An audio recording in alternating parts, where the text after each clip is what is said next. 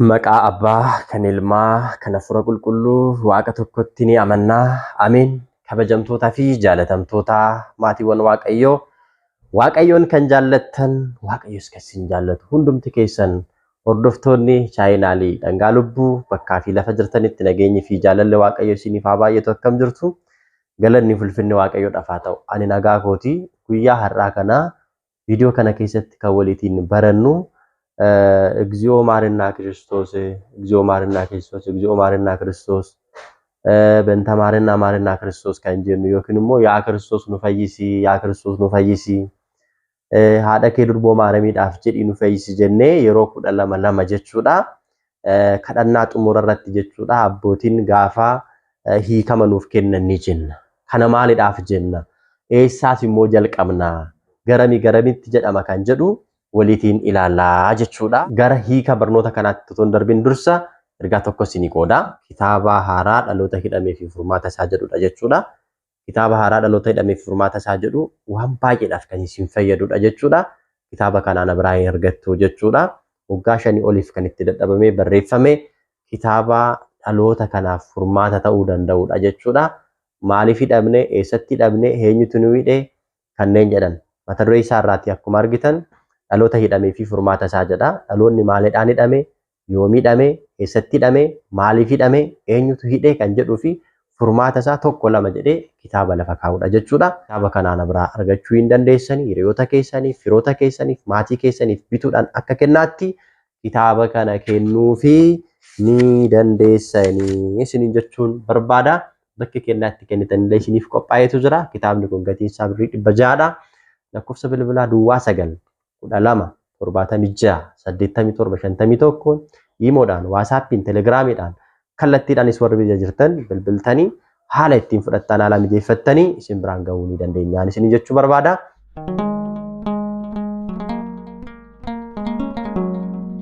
Egaa yeroo kadhannaa xumura irratti abbootiin keenya luboonni hiikamanuuf kennan yeroo 12 እግዚኦ ማርና ክርስቶስ ጀነ ዮኪንሞ ያ ክርስቶስ ኑ ፈይሲ ጀና ጀቹዳ ኢሳ የሮ ሜቃ ጀና የሮ ኩዳለማ ጀና ጀቹዳ አከሱማስ ሞ በንተ ማርና ክርስቶስ ዮኪንሞ ሃደ ከዱርቦ ማረሚፍ ጀዲ ኑ ፈይሲ ጀኔ አራራ ዮኪን ኢፈ መከዳና ጀቹዳ ያ ክርስቶስ ኑ ፈይሲ ጀኔ ጋፈ ከደኑ ኩዳለማ ዳ ጀቹዳ አከሱማስ ሞ ሃደ ከዱርቦ ማረሚዳፍ ጀዲ ኑ ፈይሲ ጀኔስ ጋፈ ከደኑ ኩዳለማ ዳ ጀቹዳ ያ ክርስቶስ ኑ ፈይሲ ዮኪንሞ እግዚኦ ማርና ክርስቶስ ጋፈ ጀኔ ከደኑ ሰዓቲ ኩዳለማ ከነ ከይሰት ጭቡ ፊ ያከ በለይሳን ወጀደ ቤኬ ሶሶኒን ቤኪን እስከነራወደ አቲ አባ ዲፈማቲ ዋንታቴፍ ያ ዋቀዩ አቲ ዲፈመናፍ ጎዲ አቲ ናፈራራሚ ናፍ ዲስ ጀኔ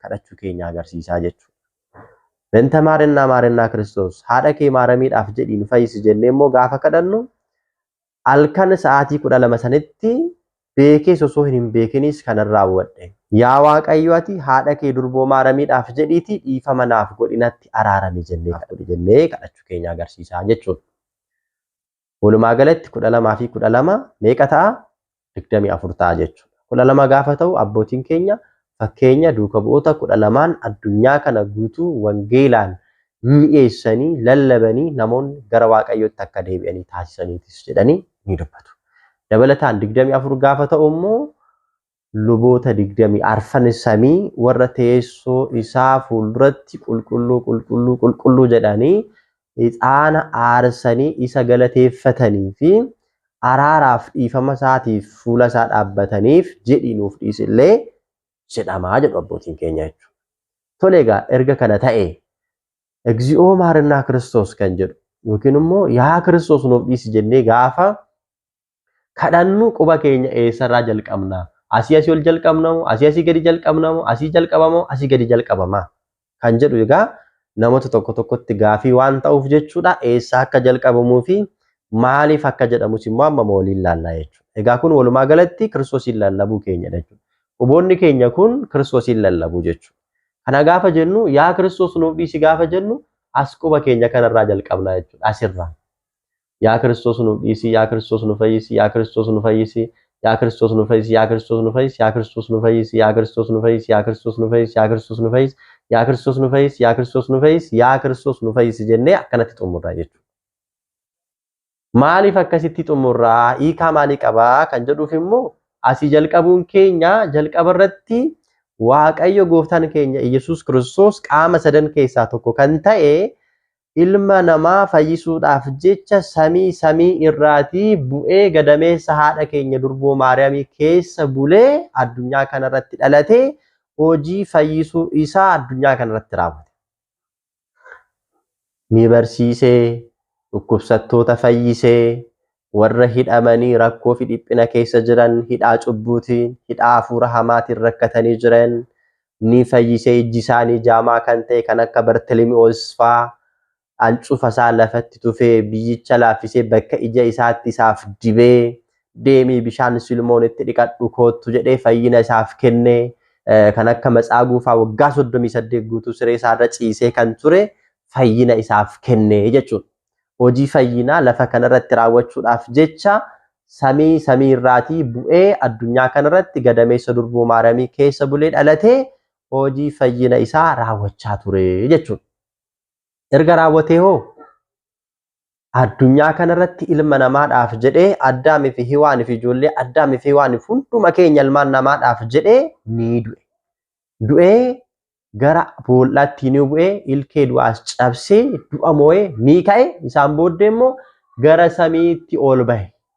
Gara teessoo isaatti gara mirga abbaa isaatti ol bahe jenna jechuudha. Kanaaf samiirraa gadi bu'ee gadameessa durboo Maariyaam keessa bulee dhalate addunyaa kanarra ni deddeebi'ee hojii fayyinaa isaa raawwate du'a moo'ee ilkee du'aa cabsee gara samiitti immoo ol bahe jenna kana.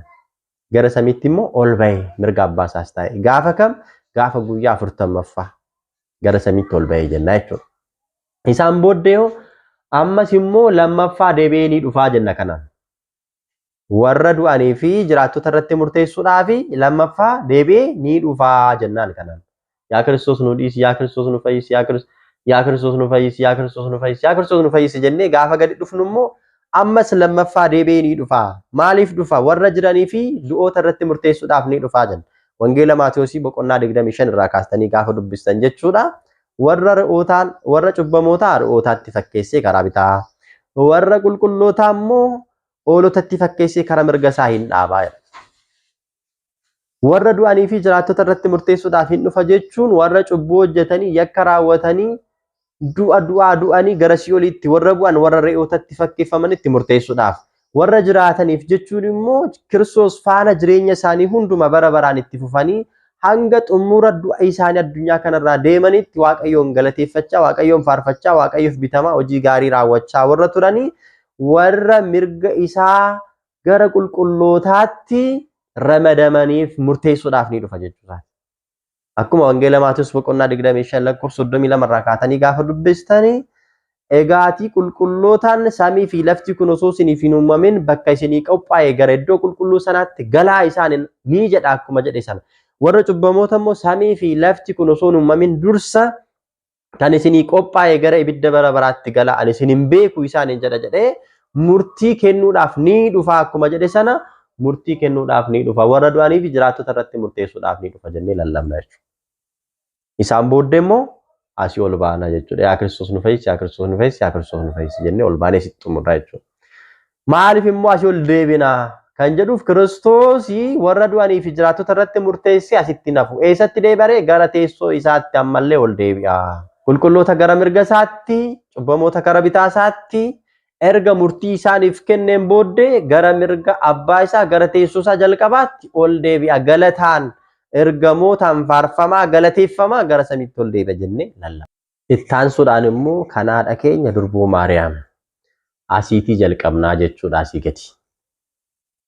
Maaliif asii jalqabnaa kan jedhuuf immoo kosoomina ishee agarsiisuudhaaf, gadoof qabummaa ishee agarsiisuudhaaf, Waaqayyoon kan ishii filate, jaalatee gadameessa ishii keessa bulee kan ishii irraa dhalate, ergamaa qulqulluu Gabrieliin kan dhugaa ishiif bahe, Elsaabeet kan ragaa ishiidhaaf baate, haadha Waaqayyoo qulqulleetti taatee osoo jirtuu guyyaa tokko ani haadha Waaqayyooti, guyyaa tokko ani haadha mootichaati jettee dubbattee beektu.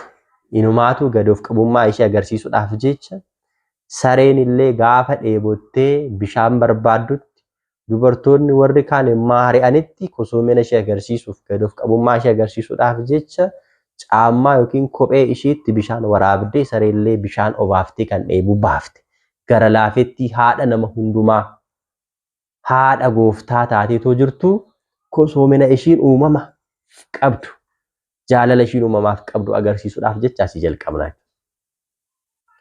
Uumaadhaa gaditti uumamoota hundumaa olitti qulqulleetti kan taate. Durboon Maariyaam kosoomina ishee agarsiisuudhaaf asii durboo Maariyaamiif jedhi haadha kee durboo Maariyaamiidhaaf jedhi nu fayyisi haadha kee durboo Maariyaamiif jedhi nu fayyisi banta maarinaa Kiristoos jennee asii jalqabna jechuudha asii gadi. Asiin erga asiin banta maarinaa Kiristoos jennee finne asiin immoo ol deebi. Maaliif kan jedhuuf immoo Waaqayyoon gadoof qabummaa ishee ilaalee warra gadi of qaban asitti ilaalaa hubadhaa. Durboon Maariyaam ani garbittiin gooftaa koo asan jira akka ati jette naaf haa ta'u jettee kosoominaan ergamaa qulqulluu Gabrieel irraa misiraachoo inni itti hime sana fudhatte. Ani garbittiin gooftaa kooti asan jira akka ati jette naaf haa ta'u jettee qulqullichi Gabrieel misiraachoo kana gaafa itti himu kosoominaan gadi jedhummaadhaan fudhatte jechuudha. Kana agarsiisuudhaaf. Gaafa immoo asii ol gaafa jennu immoo durboo Maariyaamiif jedhii nu dhiisi banta maarinaa Kiristoos gaafa jennu immoo Waaqayyoon warra gadi jedhan oliin qaba. Warra ololof qaban immoo gadiin qaba jedhee dubbateera. Kanaafiyyuu Waaqayyoon siin yaa durboo Maariyaam ol si qabee si filatee kosoomina kee ilaalee dubartoota hunduma keessa adda baatee kan filatamte ati jaallatamtuudha. Waaqayyooti ol si qabee ati uumaadhaa gaditti uumamoota hundumaa olitti qulqulleettidha. Ati qulqulloota hundumarra qulqulleettidha hunduma isaaniin caaltaa jechaadha. Haadha Waaqayyooti ati. Akkuma qulqullichi Salamooni macaafa isaa keessatti macaafa fakkeenya irratti dubartoota hedduutu waan bayeessa raawwata. Ati garuu hunduma isaanirrayyuu hin caaltaa. Kanaafiyyuu ati kan filatamte adda kan baatedha. Qulqulluu Gabrieliinis ati kan filatamte adda kan baate yaa ayyaana qabeettii nagaa siifaa ta'u jedhanii. Kana lallabaa irraa jechuudha. Kana lallabaati. Inni ittaanu immoo asiin gaafa gaddeebinu immoo jechuudha. Ati hundaa ol taatee osoo jirtu gaara taatellee kadhannaa namootaa ni dhageessaa. Warra lafa irra jiran ilmaan Addaam hundumaaf garaa ni laaftaati gara laafettiidha. Kadhannaa isaanii ati gajjettee hin dhageessa in ilaalta mana dookimaasitti. Otoo homtuu namni tokko hin argin hir'ina mana dookimaas kan ilaale ishiidha. Hir'ina isaa, rakkina isaa, dhiphina isaa, gaanii isaa keessaati waa'iniin jalaa dhume kan arge ishiidha. Akkana jettee kan laale arge ishiidha. Ati hir'ina namaa gadi jettee namaaf ilaalta. Rakkoo namaa namaaf ilaalta jechaa jirra jechuudha. Ammas immoo asiin gaafa ol deebinu banta maarinaa Kiristoos gaafa jennu ati ilaalteen callistu kadhannaa keenya immoo fuula Waaqaatti ol baafta. Dhagitanii kadhannaa keenya immoo fuula Waaqayyootti ol baafta. Ati Waaqayyootti nu araarsita jennee kana dhugaa bahuu keenyadha jechuudha. Manni kiristaanaa keenya waa gaafa raawwattu akkasumatti lafaa kaatee dhiiga qabaa jechuudha. Kanaaf egaa akkaataa kanaan abbootiin mana kiristaanaa keenya kan isaan barsiisanii ishinoomee akkamitti kadhachaa turtanii akkamittis immoo gaggeessaa turtanii koomentii irratti barreessaa. Viidiyoon kun immoo namoota hunduma biraa akka qaqqabuu fi namoonni hundumtus yaada isaanii akka itti kennaniif sheer taasisaa. Waan isiniif hin galle immoo koomentii irratti barreessaa. Waaqayyoon hunduma keessan faana haa ta'u. Barnoota itti aanuun amma walitti deebinutti nagaan tura. Wasbaata Lagzaabeer.